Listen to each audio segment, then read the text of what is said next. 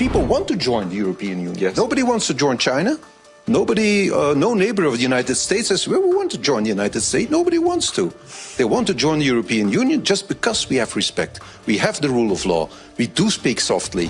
And I think Europe is at a crossroads where it has to decide. Until now, we tried to appease the new president in the White House. We were very lenient, also with the tariffs. We were lenient, hoping to get his support for the Ukraine war. We are in a very bad position at the moment. We're dependent on the United States, so we chose to be lenient. But now so many red lines are being crossed that you have the choice between your self-respect. Being a happy vassal is one thing, being a miserable slave is something else. If you say to Donald Trump, I'm going to meet him tomorrow.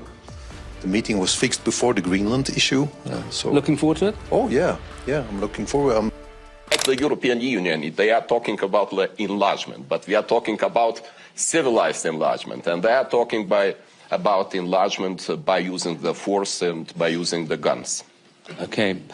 Well, very sobering. Thank you very much for that introductory thought. Prime Minister de Wever, of course, Europe's under pressure from two sides. Russia, but also we have Donald Trump arriving tomorrow, demanding Greenland part of a European Union country. I noticed. Yeah. So the question, the people keep asking me in the corridors, do you think Europe will stay united? A lot of people saying, you know, Europe's going to fold in the end. That's what they do. Europe won't be able to push back. How confident are you that Europe can, as von der Leyen said, stay united, proportional and respond?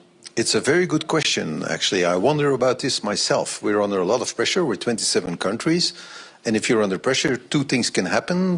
If you have outside pressure, you can come together or you can explode in any possible direction.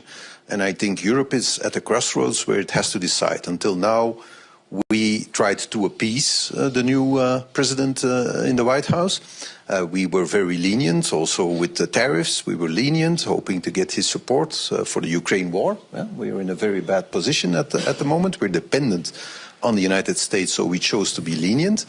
But now so many red lines are being crossed that you have the choice between your self-respect. Being a happy vassal is one thing, being a miserable slave is something else. If you back down now, you're going to lose your dignity. And that's probably the most precious thing you can have in a democracy, it's your dignity. So we should unite and we should say to Donald Trump, I'm going to meet him tomorrow. The meeting was fixed before the Greenland issue. Looking forward to it? Oh, yeah, I'm looking forward. The king will accompany me on the... I'm looking at the queen who's sitting in the front row. Our king will accompany me at the meeting, but it will have a different character than we had planned. It will probably be the message that we have to send. You're crossing red lines here. We either stand together or we will stand divided. And if we are divided, there is the end of an era of 80 years of Atlantism is really drawing to a close. And, you know, as Gramsci said, if the old is dying and the new is not yet born, you live in a time of monsters. Yeah. And it's up to him to decide if he wants to be a monster, yes or no. Very good. Before I move on to Prime Minister Plenković, I just wanted to ask you about the aftermath of the whole Euroclear argument, which you were absolutely in the centre of. And I think you must have been reasonably happy, if not with the argument, with the outcome. But some people will say, well, that whole episode just told you about Europe's problems. Here's Europe, we say we're going to do this big thing, and then we all sit around arguing, and then we do a little thing, and everybody says, oh, look, they can't get it together. I'm going to try to be a little bit optimistic. Otherwise, it's going to be a very depressing session here. At the end of the day, we decided to aid Ukraine with 90 billion euros. And that was the thing we had to do, keep Ukraine in the fight, because the United States is no longer supporting them. They're on their own. It's not looking good. Was Europe able to say, we're going to do whatever it takes to keep you in the fight? And at the end, we did. The way in which we did it, the discussions we had, maybe are not an example of the best governance you can imagine, but at the end of the day, there was a result. But of course, we are in a bad position. We didn't do our homework. We stayed believing in the United West, but the writing was already on the wall when Obama said, "I'm the first Pacific president." The burden shift from the United States towards China. We chose to ignore it and to keep enjoying the peace dividend. We didn't rearm. We didn't strengthen ourselves. Now we're in a weak position. But I think, having said that, we made a choice to support Ukraine. Only we learned a lesson the hard way with the Euroclear and the reparation loan debate that there is no such thing as free money. There's nothing like the Alibaba cave that opens and you can simply take the gold and get away with it. That was an illusion that existed for a few months at the European table, but I think we managed to put an end to it for the moment. Okay. Prime Minister Plenković, I'm interested in your take. Again, to quote the President of the Commission, she said, Europe's response will be unflinching, united and proportional. There's a European Council meeting on Thursday night.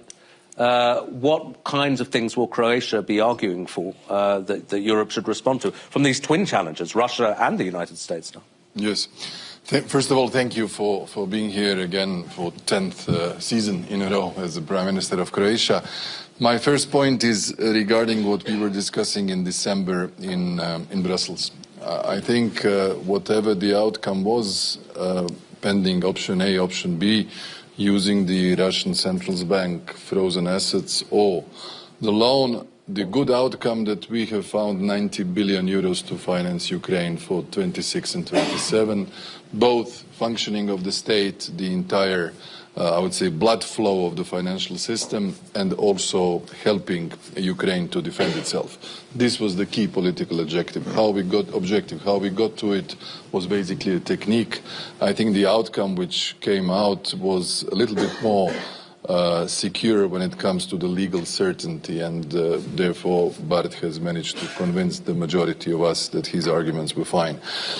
When it comes to the two pressures, one coming from Russia with the brutal violation of international law and the aggression against Ukraine after other episodes in the part of Europe which was formerly a neighborhood, now it's more into the enlargement basket. I mean here Moldova and Georgia, which do have basically frozen territories. I think that the key aspect is to remain vigorously on the side of the Ukrainians and on the side of freedom, democracy and international law. This is what we stand for. This is why we have supported so strongly Ukraine over the past 4 years. I think many of us will be heading to Kyiv on the 24th of February to extend further support.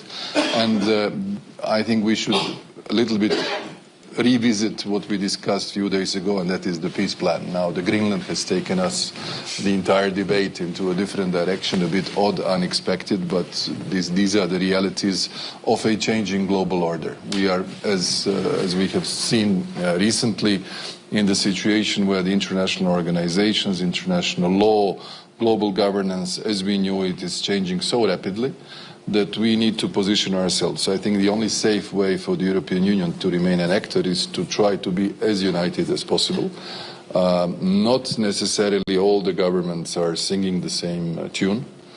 And if that is visible from someone who would like to see a little bit more divisions on the EU side, then that will be exactly the weak spot and the weak link which will be emphasized. So I guess that this meeting on Thursday night is supposed to strengthen our position on supporting Denmark, obviously.